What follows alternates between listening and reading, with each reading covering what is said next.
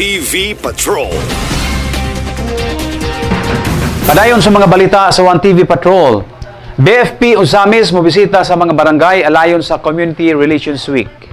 Mas gipalapad o gipalawman pa sa Bureau of Fire Protection ang pakiglambigit sa komunidad nga nagtumong sa pagpasidaan sa paglikay sa sunog. Tipik og bahin sa mga aktibidad nga ipasiugda sa ahensya alayon sa Fire Prevention Month. Matag bulan sa Marso mao ang Community Relations Week o Comres Week. Gipadayag ni Ozamis City Fire Marshal Fire Chief Inspector Lloyd M. Villaruya nga dunay duha ka mga barangay ng syudad nga unahon nila pagbisita. Kini ang Barangay Maningkol ug Barangay San Roque nga mahitabo sa Marso 8 hangtod 14 ug aduna pay mosunod nga mga barangay sa maabot pa nga mga adlaw. Sa maong panagtapok nga pagkatambungan sa mga residente o pag-abag sa mga barangay official, sulbid na usab nilang ipaambit ang fire safety tips pinaagi sa fire safety lectures and seminar. Kinahanglan nga ang matag panimalay maantigo o mahibalo kung unsaon paggamit sa fire extinguisher aron sa tuyo nga sa pagsugod pa lang sa pag-ulbo sa kalayo mapakgang na kini. Kini nga aktibidad usa sa gihingusgang kampanya sa ilang ahensya sa tibok nasod sa ilang gitawag nga EDIT o Exit Drill in the Home. Ang tema sa Community Relations Week nining tuigama o ang hangad nating lahat umayan ng handa, aktibo at masagan. Kinahanglan gid maminaw kay ang among ihatag i-convey nga knowledge is dingon sila nga knowledge is power. So hopefully this coming week to ihangyo nato i-possible iahawag ang taga unahon nato ang Barangay Maningkol ug Barangay San Roque if possible nga we will conduct fire safety lectures and seminars on how to use fire extinguisher ug dito namo ihatag ang mga fire safety tips especially sa panimalay and more especially ang program sa BP nga EDIT Exit Drill in the Home. So dito sir karong this coming March 8 to 14 gihawag ang tanan if possible na maka-attend sa Community Relations Weeks Relation Week para dito namo tudluan together with our lecturers o dito nato mahatag no ang mga fire safety tips especially sa panimalay ang EDIT Exit Drill in the Home. 1TV Patrol. 1TV Patrol. 1TV Patrol. 1TV Patrol. Provincial PNP nangulo sa mangrove planting activity sa Barangay Pulot. Gatusan ka mga similya sa bakhaw ang natisok sa coastal area sa Barangay Pulot, Ozamis City, niadtong Marso 6. Kini nga aktibidad alang sa rehabilitasyon sa kinayahan mailabot sa kasaulugan sa National Women's Month 2026 nga gipanguluhan sa Provincial PNP labi na sa liderato sa Misamis Occidental Police Provincial Office sa Police Community Affairs and Development Unit o PICADO. Ang Police Community Affairs and Development Unit gipanguluhan ni Police Lieutenant Colonel John Jose D. Buok ug sa supervision ni PNP Provincial Director Police Lieutenant Colonel Rinaldo Maclang. Ang maong aktibidad sa PNP Provincial Office madasigon usab nga gilayunan sa uban pang mga unit sa kapulisan sama sa mga PNP personnel sa Ozamis City, PNP Tangub, First Provincial Mobile Force Company, Second Provincial Mobile Force Company, PNP Maritime Personnel, Civic Organization sama sa Kabalikat Civicum Ozamis Chapter, Criminology Intern sa La Salle University, Barangay Pulot Officials, Pulot Barangay Health Workers, Pulot Women's Association o Pulot Fisher Folks Association. Ang kooperasyon sa mga local PNP, Barangay Officials sa Pulot, Civic Organization o Women's Organization sa host barangay, pasalamatan ni Police Lieutenant Colonel Jose D. Buok o gaingon man sa kooperasyon sa Asenso Ozamis Administration nga gipanguluhan ni Mayor Sam Norman Go Fuentes. 1TV Patrol. PhilHealth mas gipasayon pa ang serbisyo pinaagi sa Yakap program. Anong detalye ni Johnny Tommy. Usa ang Philippine Health Insurance Corporation gadatahasan sa Kagamanang National alang sa pagpakusog o pagpalapad sa programa sa maayong panglawas pinagi sa pagpatuman sa Universal Healthcare Law. Dili palang dugay si PhilHealth Northern Mindanao Regional Vice President Delio E. Aceron Desican mibisita sa Misamis Occidental, partikular sa Dakbayan sa Usamis. Aron ipahibalo nga kamulo na karon ang pagbukas o pagdawat sa accreditation sa mga health clinic o hospital isip YAKAP Program Partners. Ang PhilHealth Yaman ng Kalusugan Program o YAKAP Program, ang kanhi konsulta program apan mas gipalambo pa ang programa pinagi sa pagpalapad pa sa mga accredited health institution partners. Kini nga programa gibunting ang sayong paghiling sa kahimtang sa panglawas nga dili na kinahanglang ma-admit ayha mahibawaan ang sakit nga mas dako og gasto kon itandi sa konsultasyon og medikasyon. Dinhi sa Misamis Occidental, madasigong gipahibalo sa PhilHealth Regional Office nga ang probinsya aduna nay 39 ka mga klinik o hospital nga accredited na sa programa nga makaplagan sa napulo og upat ka lungsod og tulo ka syudad. Buot pasabot kon ang mga PhilHealth member, PhilHealth dependent member o mga senior citizen ana sa Misamis Occidental may mo nang magparehistro o magpakonsulta og libre sa pinakaduol nga partnered clinic o hospital. Adtong Marso 4 gitambungan ni Regional Vice President Delio E. Aceron Desican ang paglusad sa YAKAP Clinic sa Misamis University Usamis Campus. Din ang maong YAKAP Clinic, pinakaunang school-based clinic nga nabuksan sa Rion Chess. All Filipinos po ay kasali sa Universal Healthcare. Yan po yung nakalagay sa ating Batas Republic Act 11223. Pero kailangan po sila ay marehistro. At kailangan din, mailagay din nila ang kanilang qualified dependents.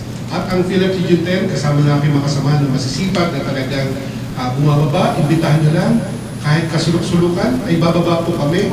I-reach out po natin ang mga kababayan natin at pipilitin po natin silang mayakap sa programa para tuluyan na silang mailayo sa sakit. Kalalabas na ho kanina umaga, bagong PhilHealth Advisory, nakalagay na po dyan yung specifications, nakalagay yun dyan, PhilHealth Yakap para mailayo sa sakit, para alam ng members natin saan sila tatakbo, para malaman na itong facility na ito ay provider na pala, kasi baka yung facility ay nagkasalukuyang nagpapa-accredit pa because hindi yun natin sila bibili ng accreditation kung hindi pa sila handa.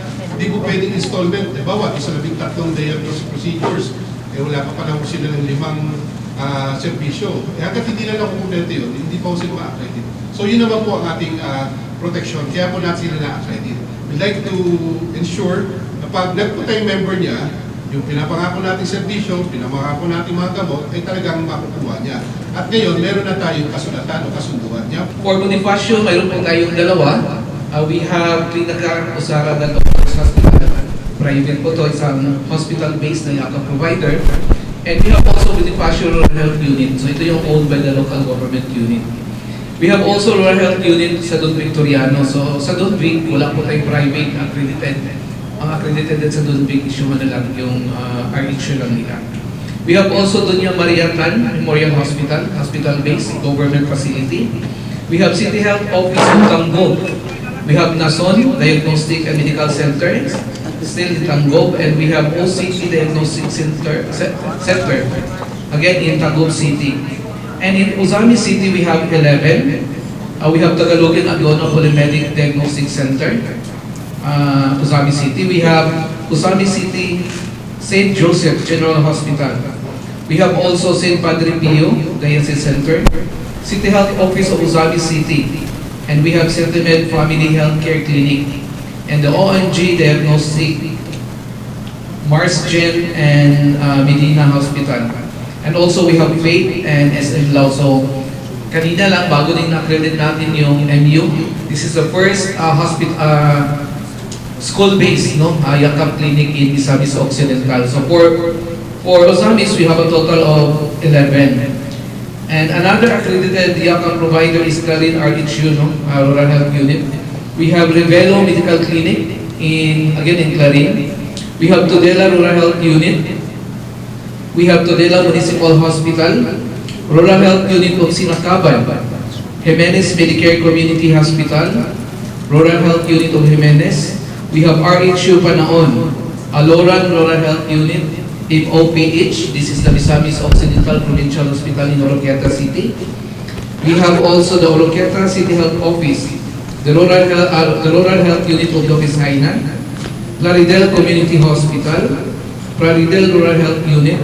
We have also the JP Solon Family General Hospital located in Plaridel, together with Tanho Medical Clinic. Another is Rural Health Unit of Baliangaw, Calamba District Hospital, RHU Calamba, Sapang Dalaga, and RHU Concepcion. Alang sa 1TV Patrol, Johnny Tome, reporting. Police report. Police report. Sa police report, Ang police report hatod kaninyo ni Board Member Nemesio Imi Lahi-Lahi, Board Member, 2nd District, Misamis Occidental, Chairman sa Committee on Peace and Order sa Sangguniang Panlalawigan. Police report. Police report.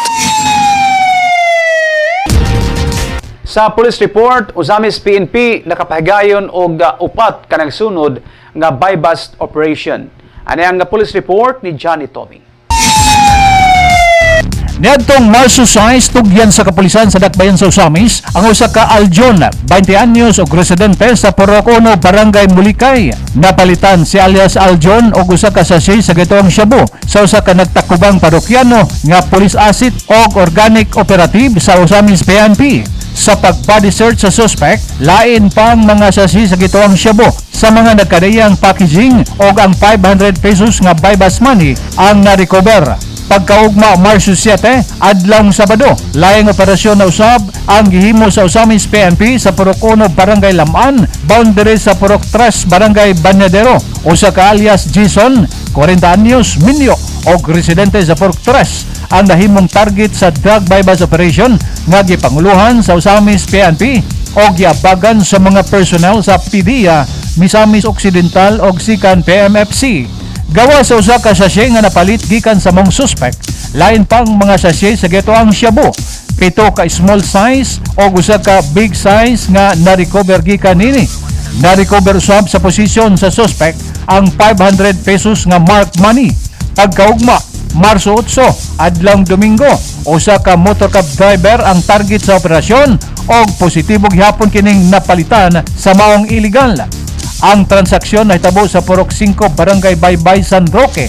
Apan ang suspect, residente sa Purok Makiangayon, Barangay Banyadero, Usamis City, nga si alias Dudong, 41 anyos og bulag sa asawa. Napalitan kini og usa ka sachet sa gituang shabu sa kantidad nga 500 pesos human ma-recover sa posisyon nini atol sa pag-body search. Apil sa na-recover ang napulo og usa ka hit sold sachet sa gituang shabu. Pagkaugma Marso 8, adlawng Lunes, usa ka alias Insik ang target din ang transaksyon na hitabo sa Porocono, Barangay Laman, dol sa daang Bulangan ning syudad. Positibo kining napalitan sa gituang shabu og lain pang mga sachet sa gituang shabu ang na-recover gikan sa posisyon sa pag-body search. Ang operasyon gipanguluhan gyapon sa Usamis City PNP, din ana gayud ang presensya ni Usamis City Police Station Officer in Charge Police Lieutenant Colonel Harvey S. Abillanusa. Ang maong mga individual anana sa kustudiya sa Usamis City Police Station og mag-atubang sa kaso sa paglapas sa Republic Act 9165 o Comprehensive Dangerous Drugs Act of 2002. Alang sa police report, Johnny Tommy, reporting. Ang police report hatod kaninyo ni Board Member Nemesio Imi Lahi-Lahi, Board Member, 2nd District, Misamis Occidental, Chairman sa Committee on Peace and Order sa Sangguniang Panlalawigan. 1TV Patrol. Sa tungpulong sa kaalam karong adlaw, kinutlogikan sa balaang kasulatan sa Job Kapitulo 37, versikulo 5, kini nagkanayon. Sa pagbuod sa Dios, mahitabo ang kahibulungang mga butang. Katingalahang mga butang nga dili nato Ang 1TV Patrol magpasalamat ining musunod. This portion is brought to you by Gloria Bazaar, Main Branch, Rizal Avenue and Bernard Avenue, Usamis City. Gloria Bazaar, Oroqueta Branch. Bryant Milling and Marketing, Usamis City. Usamis City People's Multipurpose Cooperative Incorporated. Luyo sa Public Mall, Purok 1, San Roque, Ozamis City. Maxwitz Corporations. St. Joseph General Hospital, Ozamis. Gushian Home Care Furnishing Incorporated, formerly FGK Trading, Anima Street, Barangay Aguada, Ozamis City. Gigi Mall, ang sariling atin in-store in Ozamis City, and McDonald's Ozamis Gigi Cinemas. Tugu Travel, Tugu Express o Tugu Group of Company operated by ABC Shipping Agency Corporation and Ozamis Gas Center. Yulin Jr. General Merchandise, Top Coffee, Imported Alhambra Solera Line. FYT Hardware Corporation Ozamis, pakikita ilang si Pershing Tangkito. Parking Go Bake Shop, Ozamis Branch, mapalit ang lami ang mga pan, cakes o guban pa. Ilim Agricultural Supply, Lamaan, Ozamis City. Lucky Sabor, Soy Sauce, Cayenne Vinegar, and Banana Ketchup. Ang Emerald Residences, where comfort, luxury, and convenience come together. Brought to you by Mediatrix Homes Incorporated. Ananimutang sa usa ka prime location sa Barangay Bagakay, Ozamis City. Attorney Mars Tapayan. SK Federated President Honorable Janfield Duhay Lungsod. Board Member Nimishu Lahay-Lahay, Board Member 2nd District. Honorable Sunny Waminal, City Councilor Ozamis. LGU Todela, headed by Mayor Stella Obot Istanyo, Vice Mayor Wing Paruhinog, and SB members. Governor Henry Sevilla Waminal Sr., Province of Misamis Occidental. Congressman Andu Waminal, Representative 2nd District. Congressman Henry Indy Waminal Jr., Asinso Pinoy Party List. Mayor Sam Norman Go Fuentes, Vice Mayor Bebeneri, and City Councilor of Ozamis. Maukadto ang kinatibukang hanay sa atong mga balita sa 1TV Patrol sa ngalan sa kinatibuk ang puwersa sa 1TV News Channel, pinangulan sa atong Program Director o Proprietor Mr. Johnny Tommy, Traffic Director Ms. Cherry Tommy, News Video Editor Ms. Risa Junsay. Sa atong mga cameramen sila si Saiki Tommy o Mike Tuba. Technical Operating Control Saiki Tommy. Teleprompter Operator on Duty Sisa Jean Sending. News Vlogger Partner with the Wing Calyora sa Mindanao Pulse Forum, Janfield Duhay Lungsod sa Katauhan sa probinsya, Jimmy Larasan sa Bida News Update, Kuya Bal Cabrera sa Malindang Newsline, Glenn Ray Luna sa Mindanao News Network,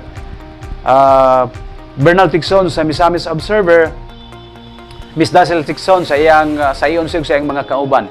Graphic Artist Mike Ricaborda sa atong mga Information Technology intern students gikan sa USTPO University of Science and Technology of Southern Philippines, Panaon Campus, si Mark J. Obot, si Jean Sending, Zina May Larutin, Jeannie Morales o Mary Jean Cabalog.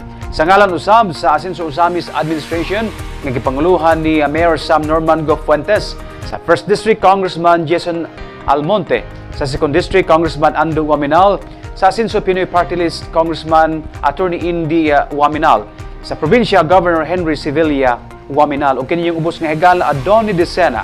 Kaming tanan ngayon kaninyo, tamis tagamtamon ng kalampusan, kuno ulay gilupigan. Daghang salamat.